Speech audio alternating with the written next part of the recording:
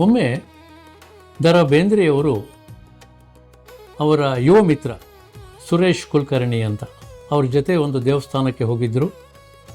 ದೇವಸ್ಥಾನದಿಂದ ಬರುವಾಗ ಅವರ ಚಪ್ಪಲಿ ಉಂಗುಷ್ಟ ಕಿತ್ತು ಹೋಯ್ತು.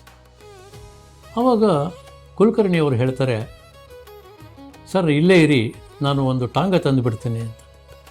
ಅದಕ್ಕೆ ಬೇಂದ್ರೆಯವರು ಹೇಳ್ತಾರೆ, ನಡ್ಕೊಂಡೇ ಹೋಗೋಣ ನಡಿಯಪ್ಪ, ಮುಂದೆ ಟಾಂಗ ಸಿಕ್ಕತ್ತೆ ಅಂತ. ಅವರು ಇಬ್ಬರು ಮಾತಾಡಿಕೊಂಡು ಬರ್ತಾ ಇರ್ತಾರೆ.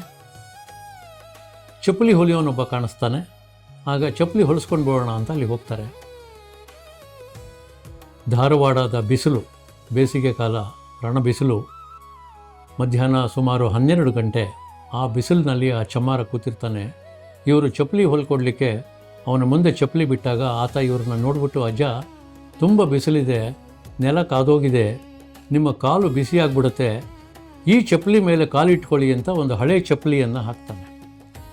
ಇವರು ಕಾಲನ್ನು ಚಪ್ಪಲಿ ಮೇಲೆ ಇಟ್ಕೊಂಡು ಅವನಿಗೆ ಹೇಳ್ತಾರೆ, ಅಲ್ಲ ಕಣೋ, ನನ್ನ ಕಾಲು ಸುಡುತ್ತೆ ಅಂತ ನೀನು ಚಪ್ಪಲಿಗಿಲ್ಲಿ ನನಗೆ ಇಟ್ಟಿದೀಯಾ, ನಿನ್ನ ತಲೆ ಸುಡ್ತಾ ಇದೆ, ಈ ಬಿಸಿಲಿನಲ್ಲಿ ನೀನು ಕೂತಿದೆಯಲ್ಲ, ಛತ್ರಿ ಕೂಡ ಇಲ್ಲ ಅಂಥೇಳಿ ಅವರ ಛತ್ರಿಯನ್ನು ತೆಗೆದು ಆತನಿಗೂ ಸೇರಿಸಿ ಛತ್ರಿಯನ್ನು ಹಿಡ್ಕೊಳ್ತಾರೆ. ಮತ್ತು ಮಾತಿಗೆ ಪ್ರಾರಂಭ ಮಾಡ್ತಾರೆ. ನಿನಗೆ ಎಷ್ಟು ಜನ ಮಕ್ಕಳು, ನೀನು ಏನು ಮಾಡ್ತೀಯ, ದಿನಕ್ಕೆ ಎಷ್ಟು ಸಂಪಾದನೆ ಮಾಡ್ತೀಯ ಅಂತ ಕೇಳ್ತಾರೆ. ಅವನು ಹೇಳ್ತಾನೆ, ದಿವಸಕ್ಕೆ ಸರಾಸರಿ ಒಂದು 10 ರೂಪಾಯಿ ಆಗ್ಬೋದು ಅಜ್ಜ ಅಂತಾನೆ. ಸರಿ, ಚಪ್ಪಲಿ ಹೊಲಿತಾನೆ. ಪಾಲಿಷ್ ಮಾಡಲ್ಲ ಅಂತ ಕೇಳ್ತಾನೆ. ಮಾಡು ಅಂತಾರೆ. ಪಾಲಿಷ್ ಮಾಡಿದ್ಮೇಲೆ ಎಷ್ಟು ಕೊಡಬೇಕು ಅಂತ ಕೇಳ್ತಾರೆ.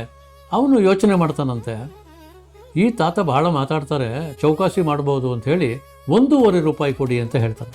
ಅವರ ಜೇಬಿನಲ್ಲಿ ಕೈ ಹಾಕಿ 10 ರೂಪಾಯಿ ಕೊಟ್ಬಿಟ್ಟು ಹೇಳ್ತಾರೆ, ನೋಡು, ನಿನ್ನ ದಿನದ ಸಂಪಾದನೆ 10 ರೂಪಾಯಿ, ಈಗ 10 ರೂಪಾಯಿ ಕೊಟ್ಟಿದ್ದೀನಿ, ಮನೆಗೆ ಹೋಗು, ಛತ್ರಿ ತೊಗೊಂಡು ಬಂದು ಛತ್ರಿ ಇಲ್ಲಿ ಹಾಕಿ ನೆರಳಲ್ಲಿ ಕೂತ್ಕೊಂಡು ನೀನು ಕೆಲಸ ಮಾಡಬೇಕು. 10 ರೂಪಾಯಿ ಕೊಟ್ಟಿದ್ದೀನಿ ಅಂತ ಕುಡಿಗಿಡಿಬೇಡ, ನಿನ್ನ ಮನೆಯವ್ರಿಗೆ ಹಣ್ಣು ತೊಗೊಂಡು ಕೊಡು, ನಿನ್ನ ಹೆಂಡತಿ ಮಕ್ಕಳಿಗೆ. ಆವಾಗ ಅವನು ಕೇಳ್ತಾನೆ, ಅಜ್ಜ ನೀವಿರೋದು ಎಲ್ಲಿ ಅಂತ. ಆವಾಗ ಬೇಂದ್ರೆಯವರು ಸಾಧನಕೇರಿಯಲ್ಲಿ ಅಂತಾರೆ. ಆಗ ಆ ಚಪ್ಪಲಿಯವನು, ಅಜ್ಜ ನಮ್ಮ ಬೇಂದ್ರೆ ಅಜ್ಜ ಇದ್ದಾರಲ್ಲ ಅದೇ ಜಾಗವಾ ಅಂತ ಕೇಳ್ತಾನೆ. ಅವನಿಗೆ ಇವರು ಬೇಂದ್ರೆ ಅನ್ನೋದು ಗೊತ್ತಿಲ್ಲ. ಹೌದು ಅಂತ ಹೇಳ್ತಾರೆ, ನಾನು ಬೇಂದ್ರೆ ಅಂತ ಕೂಡ ಹೇಳೋದಿಲ್ಲ ಅವರು. ಆಮೇಲೆ ಬಹುಶಃ ಅವನಿಗೆ ಇವರೇ ಬೇಂದ್ರೆ ಅಂತ ಗೊತ್ತಾಗುತ್ತೆ. ಅವನು ಆಗೊಮ್ಮೆ ಈಗೊಮ್ಮೆ ಬೇಂದ್ರೆಯವರನ್ನ ಭೇಟಿ ಮಾಡಲಿಕ್ಕೆ ಅವ್ರ ಮನೆಗೆ ಹೋಗ್ತಾ ಇದ್ನಂತೆ.